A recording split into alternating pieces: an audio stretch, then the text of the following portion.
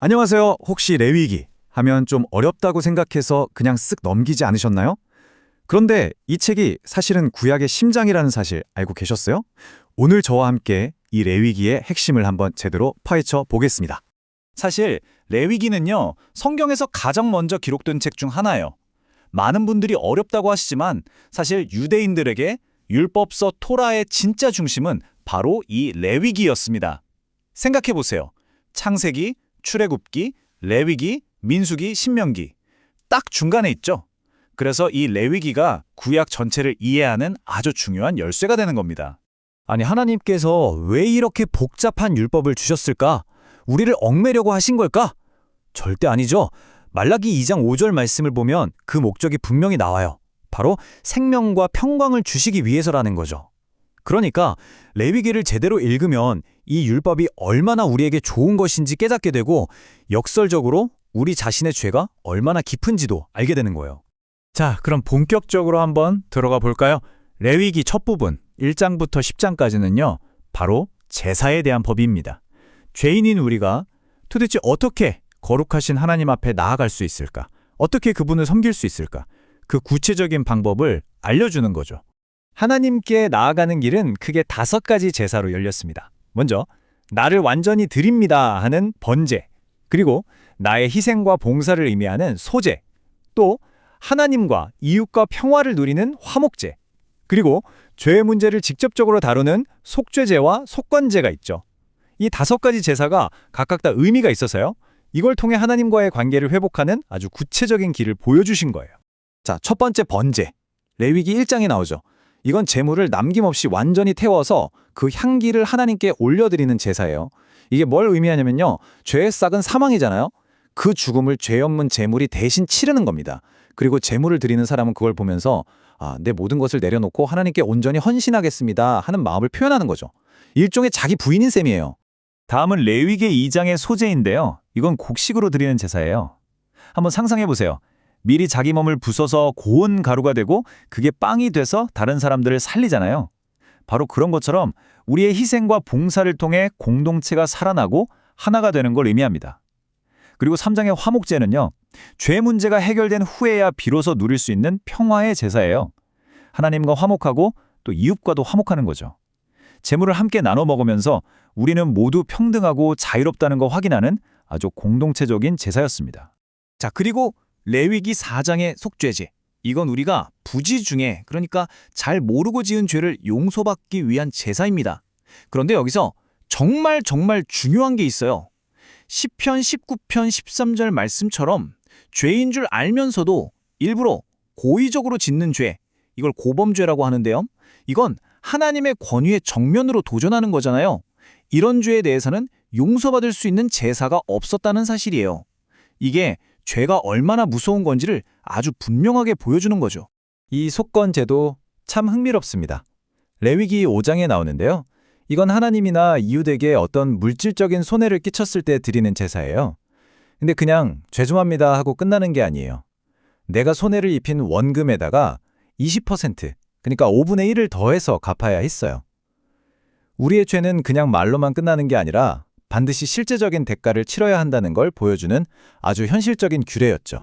레위기 6장과 7장은 앞에서 말한 이 5가지 제사에 대한 규정들을 다시 한번 정리해 줍니다. 하지만 우리가 이 모든 복잡한 제사법을 보면서 절대 놓치지 말아야 할 게 있어요. 바로 하나님의 진짜 마음입니다. 호세아 6장 6절 말씀처럼 하나님이 정말 원하셨던 건 제사라는 형식 그 자체가 아니었어요. 우리가 서로 긍휼을 베풀고 무엇보다 하나님을 아는 것, 그 관계를 원하셨던 거죠.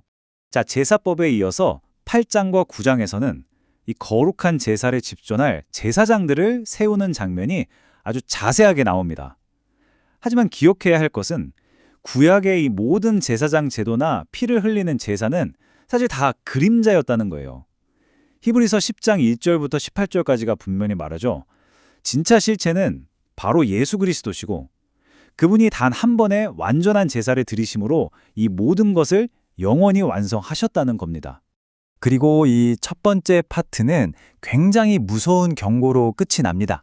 레위기 10장을 보면 아론의 두 아들인 나답과 아비후가 하나님이 명령하지 않은 다른 불을 가지고 제사를 드리다가 그 자리에서 불에 타 죽는 끔찍한 사건이 일어나요. 이게 뭘 말해줄까요?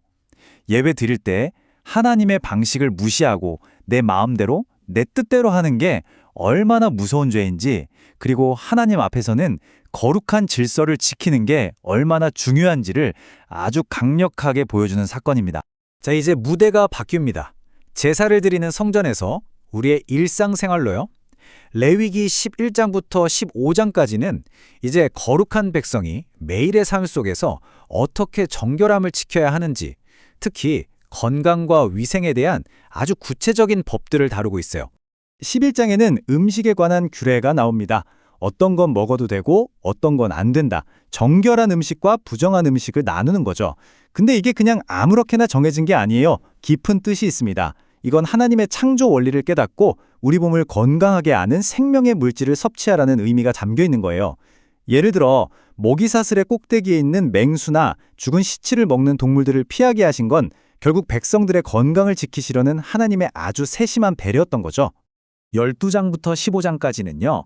이걸 보면 정말 놀라워요. 거의 오늘날의 공중보건법 수준입니다. 12장에는 아이를 낳은 산모를 위한 산후조리 규정이 있고요.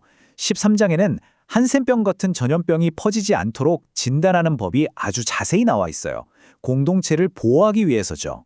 14장은 병이 나은 후에 어떻게 정결하게 되는지, 15장은 몸에서 나오는 분비물을 어떻게 위생적으로 처리해서 전염을 막을지에 대해 가르칩니다. 이스라엘 백성을 부정하면서 지키고 건강한 공동체를 만들기 위한 법이었던 거예요. 자, 이렇게 개인의 정결함에 대해 이야기했다면 이제 율법은 그 범위를 더 넓힙니다. 공동체 전체가 어떻게 하면 거룩하고 정의롭게 살아갈 수 있을까? 바로 사회윤리로 넘어가는 거죠. 16장부터 22장까지는 거룩한 사회를 만들기 위한 윤리 규범들이 나옵니다.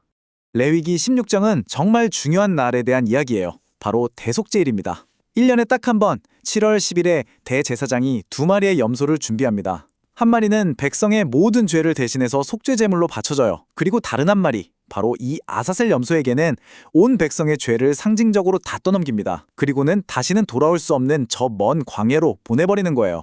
우리의 죄가 그렇게 멀리 완전히 사라졌다는 것을 보여주는 아주 극적인 의식이었죠. 17장은 생명의 신성함에 대해 아주 강력하게 이야기합니다. 바로 피를 먹지 말라는 규례인데요. 왜냐하면 피는 곧 생명을 상징하고 그 모든 생명의 주인은 오직 하나님이시기 때문이라는 거죠. 이 원리가 얼마나 중요했으면 사도행전 15장 20절을 보면 신약시대에 예수님을 믿게 된 이방인 성도들에게도 피를 멀리하라고 똑같이 가르쳤을까요? 그만큼 핵심적인 가르침이었다는 뜻입니다. 레위기 19장은요, 정말 읽을 때마다 놀라워요. 이건 뭐 거의 사회 정의와 경제 윤리의 교과서입니다. 우리가 너무나 잘 아는 내 이웃 사랑하기를 내 자신과 같이 사랑하라는 황금률이 바로 여기서 나옵니다. 그뿐만이 아니에요. 밭을 추수할 때 가난한 사람들이 먹을 수 있도록 밭모퉁이는 남겨둬라. 장사할 때는 정직한 저울을 써라. 너희와 함께 사는 외국인들을 차별하지 말고 똑같이 대해줘라. 사회적 약자를 보호하고 공정한 사회를 만들라는 구체적인 명령들로 가득 차 있습니다. 자, 이 파트의 나머지 장들 18장과 20장에서 22장까지는요. 거룩한 백성이 지켜야 할 가정윤리, 성윤리, 그리고 지도자인 제사장들이 지켜야 할 규례들을 다루고 있습니다. 가정이 무너지면 사회 전체가 무너진다는 걸 경고하면서 공동체를 깨끗하게 지키기 위해 죄는 엄격하게 다루고 또 하나님께 바쳐진 성물은 어떻게 거룩하게 관리해야 하는지를 가르치고 있죠. 드디어 마지막 파트입니다. 레위기는 이제 공동체의 시간과 땅, 그리고 하나님과의 언약 관계를 어떻게 거룩하게 지킬 것인가 하는 문제로 마무리가 됩니다. 23장부터 27장까지는 바로 이 거룩한 시간과 땅, 그리고 언약에 따른 복과 저주에 대한 내용이에요. 23장은 이스라엘의 연간 절기 달력이라고 할 수 있어요. 봄에는 유월절과 무교절, 초실절이 있고요. 여름에는 칠칠절, 즉 오순절이죠. 그리고 가을에는 나팔절, 대속제일, 초막절이 있습니다. 이 절기들은 그냥 쉬는 공휴일이 아니었어요. 하나님께서 우리를 어떻게 구원하셨는지 그 위대한 역사를 매년 기억하고 기념하고 또 다음 세대에게 똑똑히 가르치기 위한 아주 중요한 교육 시스템이었던 셈입니다. 레위기 25장은 정말 지금 봐도 너무나 혁신적인 토지법을 소개합니다. 바로 안식년과 희년제도인데요. 7년마다 땅을 쉬게 하고요. 그게 7번 지나서 50년째가 되는 희년에는 모든 빚을 다 없애주고 가난해서 팔았던 조상의 땅을 원래 주인에게 공짜로 돌려주게 했어요. 이게 무슨 뜻일까요? 이 땅의 진짜 주인은 사람이 아니라 하나님이시며 이 공동체 안에는 영원한 가난이 있어서는 안 된다는 것을 선포하는 정말 놀라운 경제법이었습니다. 그리고 이 모든 율법의 마지막에서 레위기 26장은 이스라엘 백성 앞에 놓인 두 갈래의 길을 아주 선명하게 보여줍니다. 선택하라는 거죠.